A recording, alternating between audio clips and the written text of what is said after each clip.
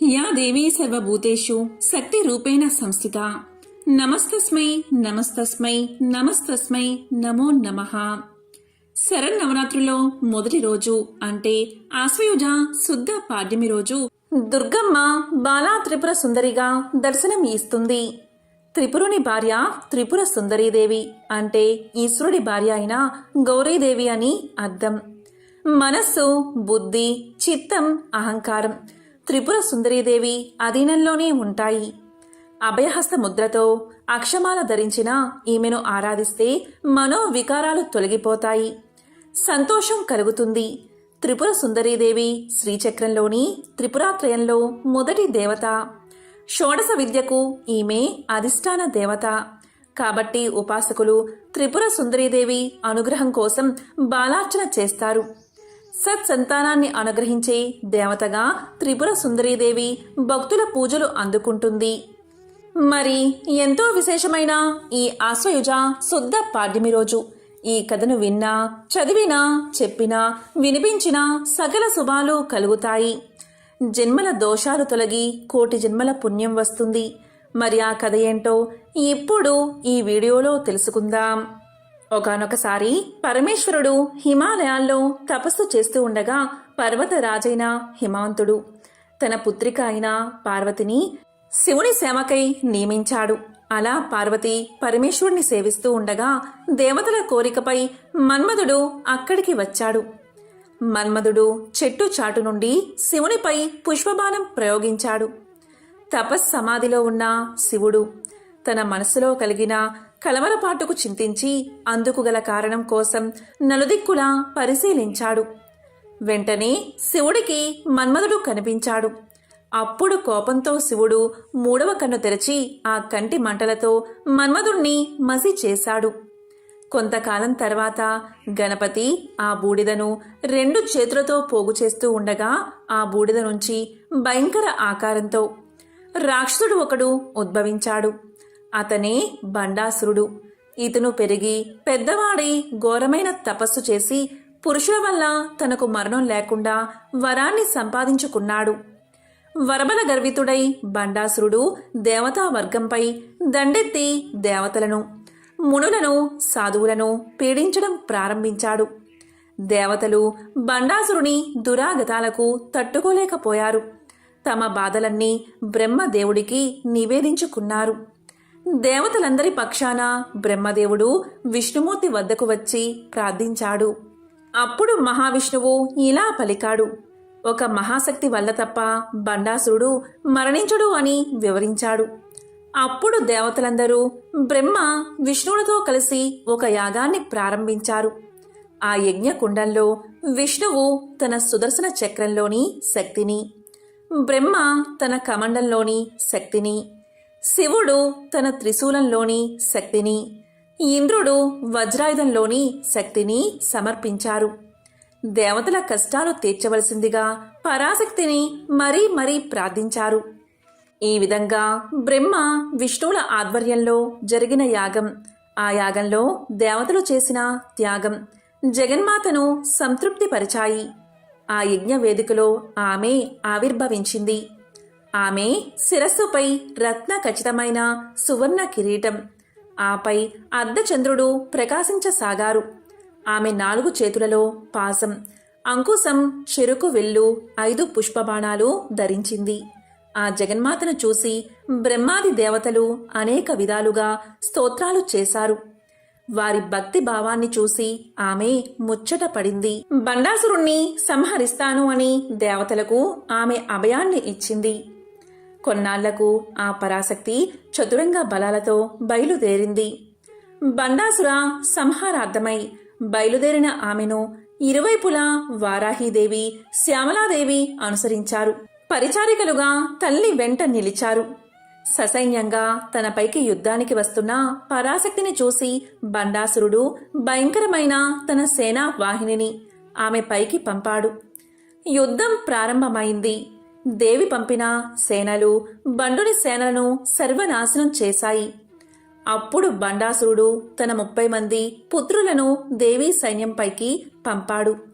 అంతట పరాశక్తి తన కనుబొమ్మల మధ్య భాగంలో ఉండే బాలాదేవతను సృష్టించింది. బండపుత్రులను సంహరించమని ఆజ్ఞాపించింది.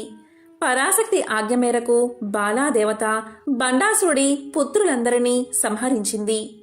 బండాసురుడు తన పుత్రులందరూ మరణించడం చూసి తన 2 భుజాల నుండి 2 రాక్షసులను సృష్టించాడు. ఒకడు విసృకుడు, వేరొకడు విషంగుడు. వారిద్దరినీ జగన్మాత పైకి పురుగొల్పాడు. తన పరిచారికలైన వారాహి, శ్యామలా దేవతలను ఆజ్ఞాపించింది అమ్మవారు. జగన్మాత ఆజ్ఞానుసారం వారాహి దేవత విసృకుణ్ణి తుదముట్టించింది. శ్యామలాదేవి విషంగుణ్ణి సంహరించింది. తన సైన్యము, తన పుత్రులు, తాను సృష్టించిన శక్తులన్నీ సర్వనాశనం కాగా బండాసురుడు దిక్కుతోచని వాడయ్యాడు. దేవి ప్రయోగించే శస్త్రాస్త్రాల బారి నుండి తన్ను తాను రక్షించుకోవడానికి ఒక విఘ్న యంత్రాన్ని ప్రయోగించాడు. సంగతి తెలిసిన జగన్మాత మహాకామేశ్వరుని వంక చూసింది. ఆ చూపులో నుండి గణపతి ఆవిర్భవించాడు. తల్లి ఆజ్ఞ మేరకు గణపతి బండాలురుని విఘ్న యంత్రాన్ని తునాతునకలు చేశాడు. ఆ తరువాత పరాశక్తి మహాపాసు పదాస్త్రాన్ని ప్రయోగించి బండాసురుని నగరమైన శూన్యక పట్టణాన్ని దగ్ధం చేసింది. ఆ వెంటనే కామేశ్వరాస్త్ర ప్రయోగంతో బండాసురుణ్ణి నేల కూల్చింది. బండాసుర సంహారంతో దేవతలు ఆనందించారు. రాజరాజేశ్వరిగా, లలితా పరమేశ్వరిగా, భువనేశ్వరిగా, పరాశక్తిగా ప్రస్తుతించారు. ఈ రీతిగానే ఎల్లకాలము తమని కాపాడవలసిందిగా ఆమెను వేడుకున్నారు. వాత్సల్యామృత వర్షిణి అయిన పరాశక్తి అలాగే అని వారికి అభయ ప్రదానం చేసి అంతర్ధానమయ్యింది. దేవతలందరూ సుఖశాంతులతో కాలాన్ని గడిపారు. బాల రూపంలో బండాసురుడి రాక్షసుల సంహారం జరిగింది. బండాసురుడు పంపిన 30 మంది పుత్రులను దేవి తుదముట్టించింది.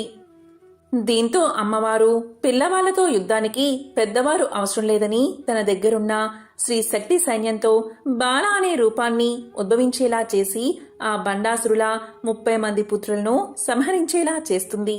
ఈ సందర్భంగా దేవి భాగవతంలోని ఒక విశేషమైన కథను ఇప్పుడు విందాం. ఒకసారి సూతుడు సౌనకాది ముళ్లకు దేవి భాగవతాన్ని వివరిస్తూ ఇలా చెప్తున్నాడు. మునులారా, పూర్వకాలంలో వ్యాసుడు సరస్వతీ నదీ తీరాన ఆశ్రమాన్ని నిర్మించుకుని తపస్సు చేసుకుంటున్నాడు. అప్పట్లో పిచ్చుకుల జంట ఒకటి వ్యాసుడికి రోజూ కనిపించేది. వాటి పరస్పర అనురాగం ఆశ్చర్యపరిచేది. వాటి గూడు, ఆ గూటిలో అప్పుడే గుడ్డు విచ్చి జన్మించిన పిచ్చుక పిల్ల వ్యాసుడి మనస్సును ఆకట్టుకున్నాయి. ఇంకా తోక మొలవని పిచ్చుక పిల్ల, దాని ఎర్రని నోరు, దానికి ఏదో తెచ్చి తినిపించాలని శ్రమపడుతున్న ఆ పిచ్చుక దంపతులు. అది నోరు తెరిస్తే తినుబండారాన్ని నోటితో నోటికి అందిస్తున్న దృశ్యం.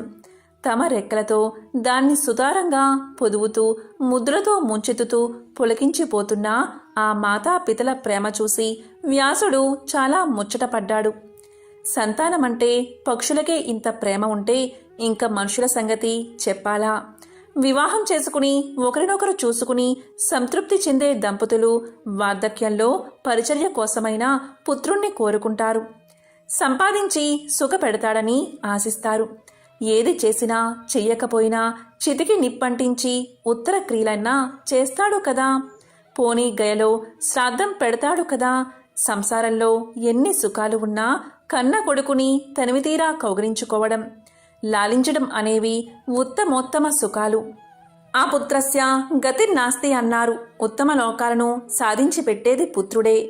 పుత్రవంతుడికి స్వర్గమని శాస్త్రాలు చెబుతున్నాయి. అది ప్రత్యక్ష విషయమే. కొడుకులు లేనివాడు మరణకాలంలో మరీ విచారిస్తాడు. ఇల్లు వాకిలి నగా నట్రా ఇంత సంపాదించాను, ఇదంతా ఎవడు తన్నుకుపోతాడో కదా అని మరింత దిగులు పడతాడు, దుఃఖిస్తాడు, మనశ్శాంతిని కోల్పోతాడు. భగవన్నామం జపిస్తూ హాయిగా ప్రాణాలు వదల్లేడు. అందుచేత అతడికి దుర్గతులే తప్ప ఉత్తమ గతులు ఉండవు. ఈ ఆలోచనలతో వ్యాసుడి మనస్సు వికలమైంది. వేడిగా నిట్టూర్చాడు. కాసేపటికి తేరుకుని ఒక నిశ్చయానికి వచ్చాడు. పుత్ర ప్రాప్తి కోసం తపస్సు చెయ్యాలని గట్టిగా సంకల్పించుకున్నాడు. ఆశ్రమం వదిలి మేరుపర్వతం చేరుకున్నాడు. ఏ దేవుడు నా కోరిక తీరుస్తాడు? విష్ణువా, రుద్రుడా? ఇంద్రుడా బ్రహ్మదేవుడా, సూర్యుడా వినాయకుడా, కార్తికేయుడా దిక్పాలకులా, ఎవరు వ్యాసుడు నిశ్చయించుకోలేకపోతున్నాడు. అంతలోకి అనుకోకుండా నారద మహర్షి అటువైపు వచ్చాడు. వీణ మీటుకుంటూ వచ్చాడు. వ్యాసుడు భక్తితో అతిథి మర్యాదలు చేశాడు. కుశల ప్రశ్నలు అయ్యాయి. వ్యాసుడి ముఖంలో కనిపిస్తున్న ఆందోళనను నారదుడు గమనించాడు. కారణం ఏమిటి మహర్షి అని అడిగాడు. వ్యాసుడు తన మనసులో ఉన్నది చెప్పాడు. ఏ దేవుణ్ణి ప్రార్థించాలో తేల్చుకోలేకుండా ఉన్నాను, సలహా చెప్పండి అని అడిగాడు. అప్పుడు నారదుడు ఇలా పలికాడు. వ్యాసమహర్షి, వెనుకటికి ఒకనాడు ఇదే ప్రశ్నను మా తండ్రి అంటే బ్రహ్మదేవుడు విష్ణుమూర్తిని అడిగాడట. విష్ణుమూర్తి ఎప్పుడూ ధ్యానంలోనే ఉండడాన్ని చూసి బ్రహ్మదేవుడు ఆశ్చర్యపోయి ఇలా అడిగాడు. దేవదేవా, జగత్పతి, త్రికాలజ్ఞ, నువ్వు దేన్ని ధ్యానిస్తున్నావు? ఆ తపస్సు ఎందుకోసం? సర్వ జగత్పతివి కదా, నువ్వు తపస్సు చేయడమేమిటి? చాలా ఆశ్చర్యంగా ఉంది. నీ నాభి కమలం నుంచి పుట్టిన నేను సృష్టికర్తనయ్యాని, నీకంటే అధికుడెవడు? నువ్వే కర్తవు, నువ్వే కర్మవు, నువ్వే కారణం, నువ్వే కార్యం. నీ ఆజ్ఞ చేత ఈ జగత్తును నేను సృష్టిస్తున్నాను. కాలాంతరంలో నీ ఆజ్ఞపై శివుడు సంహరిస్తున్నాడు. సూర్యచంద్రులు అష్ట దిక్పాలకులు నీ మాట ప్రకారం విధులు నిర్వహిస్తున్నారు. అటువంటి నువ్వు ఏ దేవుణ్ణి ధ్యానిస్తున్నావు? ఇది నాకు సందేహంగా ఉంది. పుత్రుణ్ణి మాత్రమే కాదు, నీకు భక్తుణ్ణి నేను. దయచేసి సమాధానం చెప్పు అని అడిగాడు బ్రహ్మ. అప్పుడు విష్ణువు చిరునవ్వు నవ్వి ఇలా చెప్పాడు. నాయనా, శ్రద్ధగా విను. నా మనసులో ఉన్నది చెబుతున్నాను. నువ్వు నేను శివుడు సృష్టి స్థితి లయ కారకులమని ప్రపంచమంతా అనుకుంటుంది. కానీ ఈ విధులను మనతో నిర్వర్తింపచేస్తున్నది ఆది పరాశక్తి అని వేదవేత్తలకు మాత్రమే తెలుసు. నీలో ఉన్నది రాజస శక్తి, అదే నీతో జగత్ సృష్టి చేయిస్తుంది. నాలో ఉన్నది సాత్విక శక్తి, జగత్పాలన చేయిస్తుంది. రుద్రుడిలో ఉన్నది తామస శక్తి, సంహారం చేయిస్తుంది. అది లేనివేళ నువ్వు సృష్టించలేవు, నేను పాలించలేను, శివుడు సంహరించలేడు. మన ముగ్గురం శక్తి అధీనంలోనే ఉన్నాం. నేను పరతంత్రుణ్ణి. ఈ శేషశయ్యపై నిద్రిస్తూ ఉంటాను. సమయం వచ్చినప్పుడు లేస్తూ ఉంటాను, తపస్సు చేస్తూ ఉంటాను. అంతా శక్తి అభీష్టం.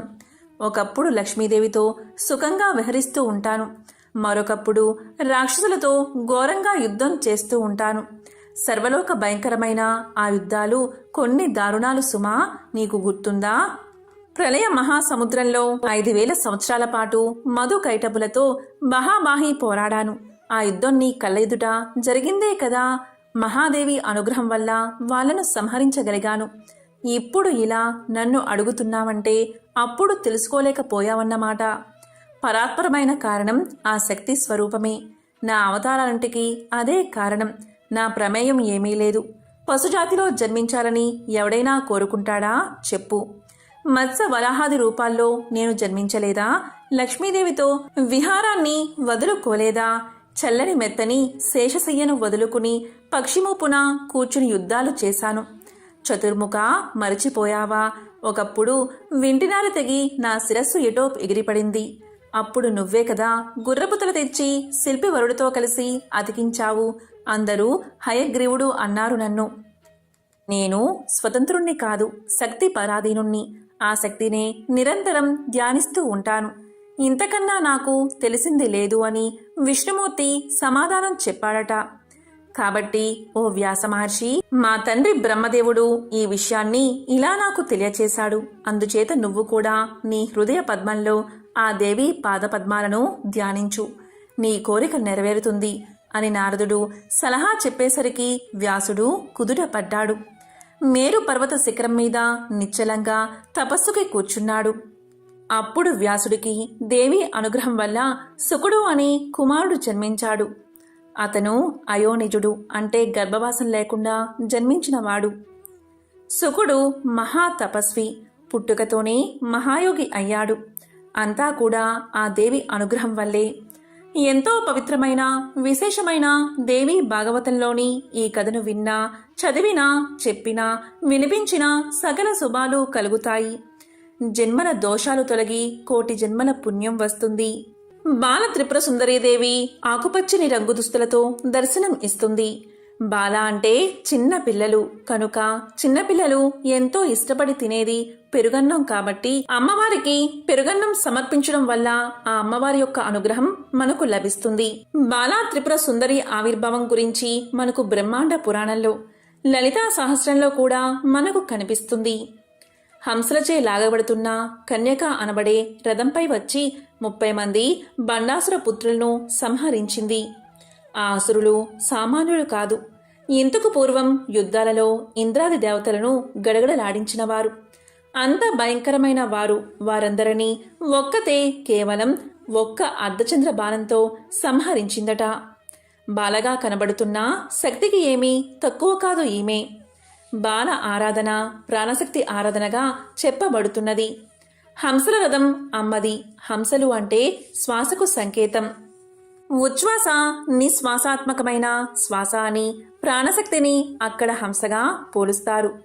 ఈ విధంగా అమ్మవారి ఆరాధనలో ఈ ప్రాణశక్తిని మూల ప్రాణశక్తిగా ఆరాధించడమే బాలారాధనగా పిలువబడుతున్నది.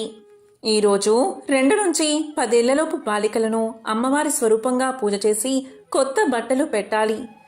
ఓం ఐం హ్రీం శ్రీం బాలా త్రిపుర సుందర్యై నమో నమః అనే మంత్రాన్ని 108 సార్లు జపించాలి. అమ్మవారికి పొంగలి నివేదన చెయ్యాలి. త్రిసతి పారాయణ చెయ్యాలి. ఈరోజు అమ్మవారికి పాయసం దద్దోజనం సమర్పించడం వల్ల జాతకంలోని బుధ గ్రహం వల్ల కలిగే దోషాలను తొలగించవచ్చు. చదువులో ఆటంకాలు తొలగి మంచి అభివృద్ధిని సాధించవచ్చు. పోటీ పరీక్షలలో తరచుగా ఇబ్బందులు ఎదుర్కొనేవారు వాటిని అధిగమిస్తారు. నరాల సమస్యలు లేదా తీవ్రమైన చర్మ సమస్యలతో బాధపడుతున్న వ్యక్తులు ఉపశమనాన్ని పొందుతారు. సన్నిహితుల మధ్య వివాదాలు తొలగి వ్యాపార సమస్యలు తొలగిపోతాయి. వారి వ్యాపారంలో మంచి వృద్ధిని చూడవచ్చు. అలాగే ఈరోజు గురుమంత్రం పొందినవారు అమ్మవారిని పూజించడం మరియు మంత్రాలను పఠించడం ద్వారా మంచి ఫలితాలు పొందవచ్చు. శ్రీశైలంలో ఈ రోజున అమ్మవారిని నవదుర్గల్లో ఒకరైన శైలపుత్రీదేవిగా అలంకరణ చేస్తారు. నవరాత్రుల్లో మొదటి రోజు దుర్గాదేవి అమ్మవారిని శ్రీశైలంలో శైలపుత్రిగా పూజిస్తారు. హిమాలయ రాజుకు కుమార్తెగా జన్మించినందున ఆమెకు శైలపుత్రి అని పేరు వచ్చింది. ఆమె వాహనం వృషభం.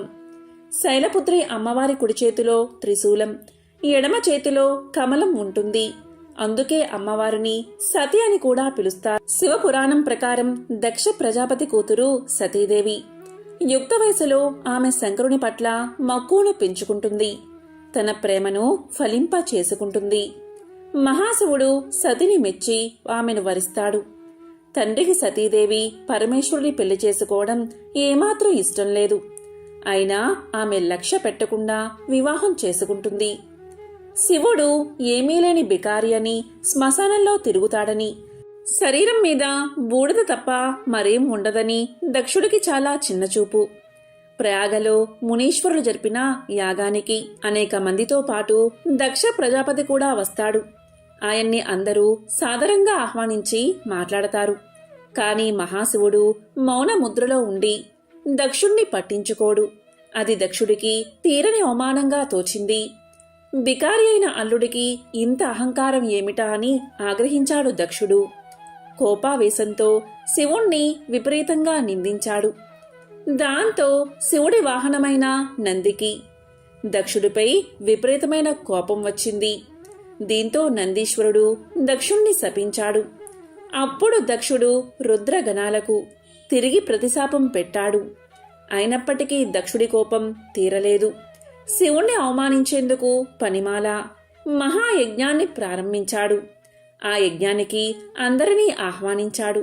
కాని కూతురైన సతీదేవిని, అల్లుణ్ణి పిలవలేదు. తండ్రి యజ్ఞం తలపెట్టిందే శివుణ్ణి పరాభవించేందుకు అని సతీదేవికి తెలియదు కదా. తమను యజ్ఞానికి పిలవనందుకు ఎంతగానో బాధపడింది. కాని పుట్టింటి వాళ్ళు పిలిచేదేమిటి లెమ్మని తనకు తానే సర్ది చెప్పుకుంది. అప్పుడు పరమేశ్వరుడు ఇలా పలికాడు. సతీ, నీ తండ్రి నన్ను కాదు కదా, కనీసం కూతురివైనా నిన్ను కూడా పిలవలేదు.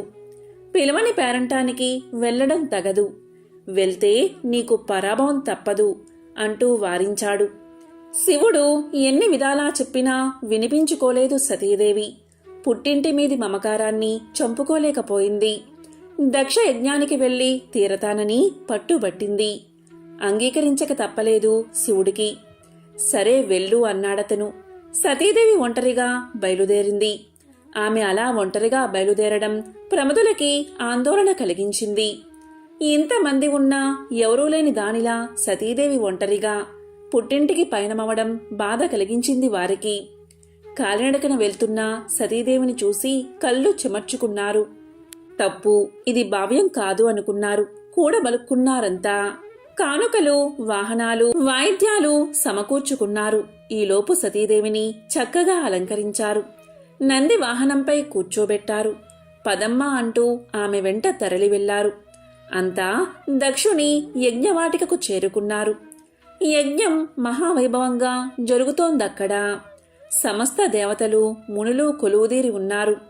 అంతటా వేదఘోష వినవస్తోంది. చూసి పొంగిపోయింది సతీదేవి. యజ్ఞశాలలోకి ప్రవేశించింది. అయినవారు, అమ్మవంకవారు గుంపులు గుంపులుగా ఉన్న సతీదేవిని ఒక్కరూ కూడా వచ్చావా తల్లి అంటూ పలకరించలేదు. పలకరిస్తే ప్రమాదం అన్నట్లుగా ఊరుకున్నారంతా. దక్షుడు అస్సలు పట్టించుకోలేదు. కన్నెత్తి కూడా కూతుర్ని చూడలేదు. బాధపడింది సతీదేవి. తల దించుకుని నిలబడింది. అంత దూరం నుంచి తల్లి గమనించింది. పరుగు పరుగున వచ్చింది. సతీదేవిని గట్టిగా కౌగలించుకుంది. వచ్చావా తల్లి, రావేమో అనుకున్నాను అని పలికింది తల్లి.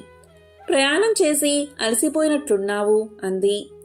చీర కొంగుతో కూతురు ముఖాన్ని తుడిచింది. తల్లి ఎప్పుడైతే సతిని చేరదీసిందో అప్పుడు ఇక ప్రమాదం లేదనుకుని తోబట్టువులంతా చుట్టుముట్టారామెను. అభిమానంగా పలకరించారు. రారా అంటూ సరసన కూర్చోబెట్టుకునేందుకు సిద్ధపడ్డారు. కాని కూర్చోలేదు సతీ. కల్లెర్రజేసుకుని నిలబడింది. అమ్మ అక్కున చేర్చుకుంది. తోబట్టువులు చేరదీశారు. నాన్న రాడే, వచ్చి పలకరించడే. అంత కానిదాన్నైపోయానా? తండ్రి చేసిన అవమానాన్ని తట్టుకోలేకపోయింది సతీదేవి. తోబట్టువులంతా కుటుంబ సమేతంగా విచ్చేశారు. వారందరినీ పేరు పేరునా పిలిచి తన భర్తని తన్ను పిలవకపోవడాన్ని భరించలేకపోయిందామే. మండుతున్న కళ్ళను ఒక్క క్షణం మూసుకుని తెరిచింది. నిప్పు కణాల్లా, నిద్రు చుక్కల్లా సతీదేవి కన్నీటి ఒట్లు జలజలా నేలరాలాయి. చూశారది ప్రమదులు. కోపంతో ఊగిపోయారు. దక్షుణ్ణి వధించేందుకు కత్తులు దూశారు. వారిని వారించింది సతీదేవి. తండ్రిని కోపంగా చూస్తూ ఇలా పలికింది సతీదేవి. మదాంధుడివై నా భర్త శివుణ్ణి ద్వేషిస్తున్నావు. నీకిది మంచిది కాదు తండ్రి. సర్వేశ్వరుడు నా భర్త ఎక్కడా? అధమాధుడివి నువ్వెక్కడా? నా భర్తకు హవిర్భాగం లేకుండా చేస్తావా? మమ్మల్ని అవమానిస్తావా? దీనికి ఇంతకింత అనుభవిస్తావు నువ్వు. నీ తనువున పుట్టిన పాపాన్ని నేను భరించలేను. నాకీ శరీరం వద్దు. ఇప్పుడే, ఈ క్షణమే ఈ శరీరాన్ని వదిలివేస్తాను. పవిత్రురాల్ని అవుతాను. అయోమయంగా ఆందోళనగా చూస్తున్న ముళ్లను, దేవతలను కడగంట చూసి కుశలపరిచింది సతీదేవి. వాటిపై ఉత్తర దిశగా కూర్చుంది. కళ్ళు మూసుకుంది. చిత్తం పరమశివుని అధీనం చేసి నవరంధ్రాల్లో బంధించింది. మహాయోగులకు కూడా సాధ్యం కాని యోగాన్ని ఆరంభించింది. పంచ ప్రాణాలను వాటి వాటి మూల స్థానాల్లోంచి కదిలించింది. దాంతో సమాధి స్థితిలో ఉన్న ఆమె శరీరం నుంచి మంటలు ఎగసిపడ్డాయి. ఆ యోగాగ్నిలో సతీదేవి దహనం అయిపోయింది. ఆమె అలా దహనం అయిపోవడమేమిటి? ముల్లోకాల్లోనూ హాహాకారాలు చెలరేగాయి. భయంతో సమస్త భూతకోటి కంపించింది. దక్షుణ్ణి అంతా అసహించుకున్నారు. ప్రమదులు మరిక ఆగలేదు. యజ్ఞవాటికలో ఉన్న అందరినీ చంపేందుకు సిద్ధమయ్యారు. భృగు మహాముని అది గమనించి ఋషుల్ని కాపాడేందుకు దక్షిణాగ్నిలో అవిచార హోమం చేశాడు. ఆ హోమ ఫలితంగా రుమనామకులు, దేవతలు వేలాదిగా పుట్టుకొచ్చారు. యజ్ఞశాలలోని కొరువులనే ఆయుధాలుగా ధరించి దండెత్తి వచ్చిన ప్రమదులను ఎదుర్కొన్నారు. వారిని కొట్టిన చోట కొట్టకుండా కొట్టి అక్కడ్నుంచి తరిమి కొట్టారు. యోగ సమాధిలో ఉన్న శివుడికి సంగతంతా తెలిసింది. యోగాగ్నిలో సతీదేవి దేహత్యాగం, ప్రమదుల పరాజయం తెలిసి కోపం తెచ్చుకున్నాడతను. కళ్ళు తెరిచాడు. దిగ్గున లేచి నిల్చున్నాడు. ప్రళయ తాండవం చేశాడు. ఆ తాండవంలో శిరస్సున జట ఒకటి తెంచి భూమి మీదకు విసిరాడు. భయంకరంగా సింహంలా గర్జించాడు. చూస్తూ ఉండగానే జట నుంచి మంటలు చెలరేగాయి. అంతెత్తున లేచాయి. ఆకాశాన్ని దహించేటట్లుగా నాలికలు చాపాయి. ఆ మంటల్లోంచి అప్పుడు వీరభద్రుడు పుట్టాడు. 1000 చేతులు, భయంకరంగా కోరలు, నల్లటి దేహంతో ఆకాశమంత ఎత్తుగా నిలిచాడు వీరభద్రుడు. నిప్పులు చెరుగుతున్న 3 కళ్ళు, అగ్నిజ్వాలల్లా ఎగిసిపడుతున్న జటలు, 1000 చేతుల్లోనూ త్రిశూలాది ఆయుధాలు, మెడలో కపాల మాలికతో అరవీర భయంకరంగా ప్రత్యక్షమయ్యాడు వీరభద్రుడు. శివుడికి సాష్టాంగ ప్రణామం చేశాడు. దేవా, ఆజ్ఞ అన్నాడు. తక్షణం నువ్వు ప్రమద గణాలతో బయలుదేరి దక్షుడి యజ్ఞం ధ్వంసం చెయ్యి. బ్రాహ్మణ తేజం నిన్నేమీ చెయ్యలేదు. నా అంశతో పుట్టిన నీకు ఎక్కడా ఎదురుండదు. వెళ్ళు అని ఆజ్ఞాపించాడు శివుడు. లేచి నిల్చున్నాడు వీరభద్రుడు. శివుడికి ప్రదక్షిణం చేశాడు. పెద్దగా కేక పెట్టాడు. అతని కేకకి సకల లోకాలు తల్లడిల్లాయి. గాయాల పాలై కసితో ఉన్న ప్రమద గణాలను చూశాడు. పదండి అన్నట్లుగా కల్లెగరేశాడు. కదిలాడు అక్కడ్నుంచి.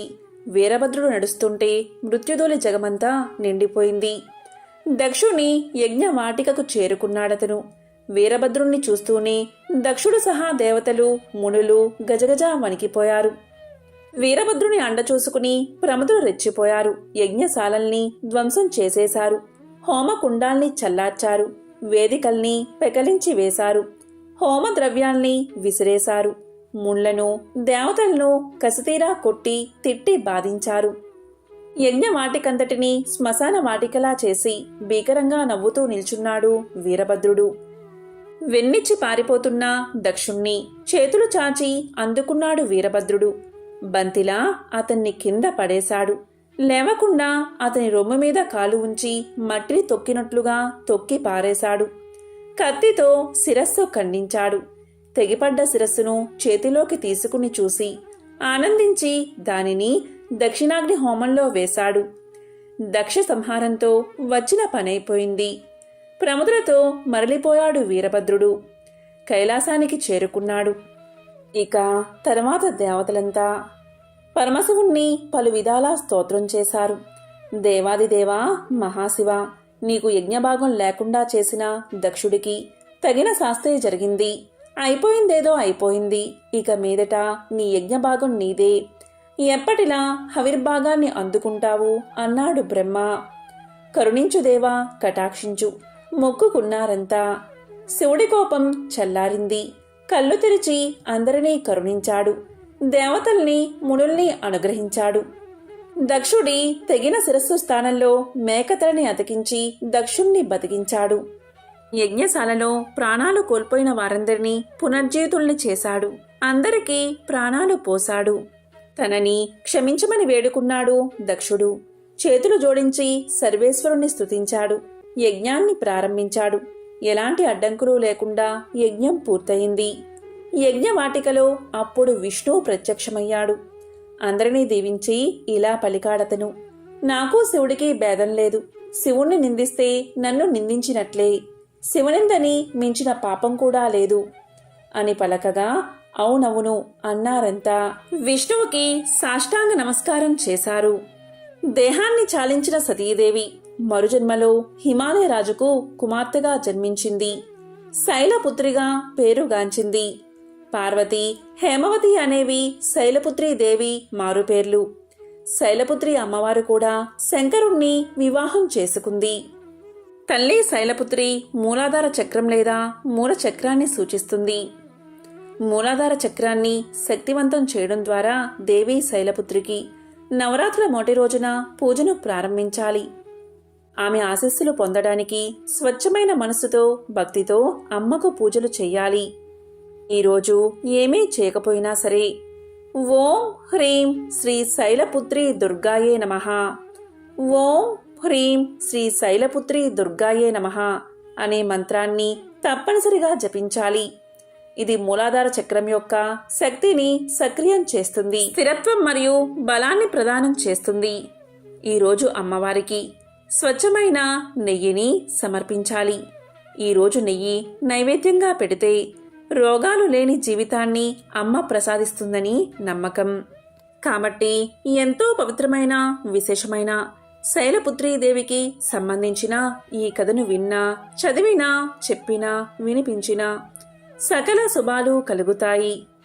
ప్రథమం శైలపుత్రీ చ, ద్వితీయం బ్రహ్మచారిణి, తృతీయం చంద్రగంటేతి, కూష్మాండేతి చతుర్థకం, పంచమం స్కందమాతేతి, షష్టం కాత్యాయనీతి చ, సప్తమం కాలరాత్రీతి, మహాగౌరీతి చాష్టమం, నవమం సిద్ధిదాత్రీ చ, నవదుర్గా ప్రకీర్తితా. ఉక్తాన్యేతాని నామాని బ్రహ్మణైవ మహాత్మన. ఈ 9 నామాలను సాక్షాత్తు బ్రహ్మదేవుడే చెప్పాడని ఉంది. ఎంతో విశేషమైన ఈరోజు ఈ కథను విన్నవారికి అమ్మవారి సంపూర్ణ అనుగ్రహం తప్పకుండా కలుగుతుంది. ఓం శ్రీ మాత్రే నమః.